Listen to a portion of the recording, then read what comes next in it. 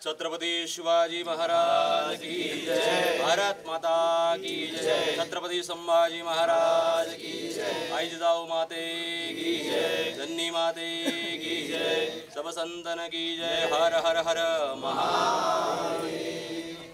जगदाद्य जगद्गुरु मूल पंचाचार्य मन्मथा आदी संत वसवादी प्रमथ तसेच आदिश्वर शिवाचार्यापासून धारेश्वर शिवाचार्यापर्यंतच्या सर्व गुरु परंपरेला वंदन करून या ठिकाणी छत्रपती शिवरायांच्या पदस्पर्शाने पावन झालेल्या या रायरेश्वराच्या भूमीला आशुतोष भगवान रायरेश्वराला प्रणिपात करून आज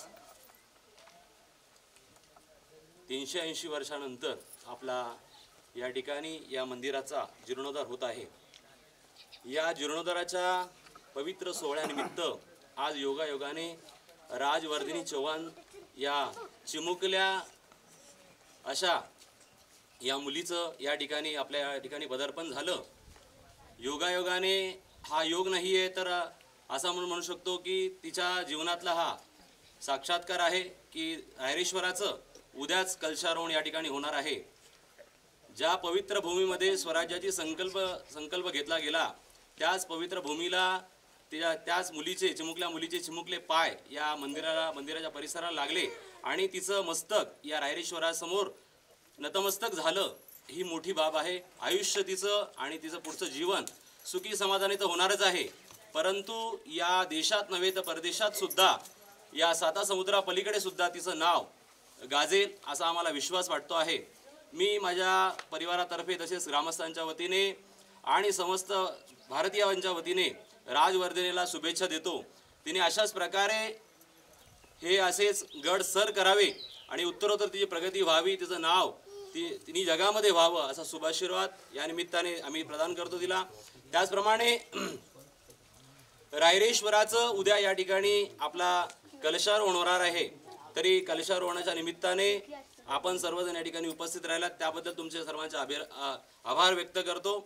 आणि अशाच प्रकारचा संकल्प आपण सुद्धा सर्वांनी या ठिकाणी करावा आणि आपल्या रायरेश्वराचं नाव तसेच आपल्या भारताचं नाव जगभरात व्हावं। सर्वजण या भारतामध्ये आपल्या देशाला स्वातंत्र्य मिळाल्यानंतर सुद्धा आपण सर्वजण आपण भारतीय आहोत या कुठेतरी विचाराने जगलं पाहिजे। आपली मनं स्वच्छ व सुंदर असली पाहिजेत आणि प्रत्येक व्यक्तीने भारताबद्दल आपल्या देशाबद्दल एक कृतज्ञता व्यक्त केली पाहिजे आणि त्यासाठी आपण कुठला तरी एक वेळ त्यासाठी दिला पाहिजे। उदाहरणार्थ की आता इथे स्वराज्याचा संकल्प दिन साजरा केला जातो। हा संकल्प दिन साजरा करण्यासाठी देशातून प्रत्येक देशातून या ठिकाणी लोक यावीत आणि हा संकल्प स्वराज्याचा संकल्प आहे।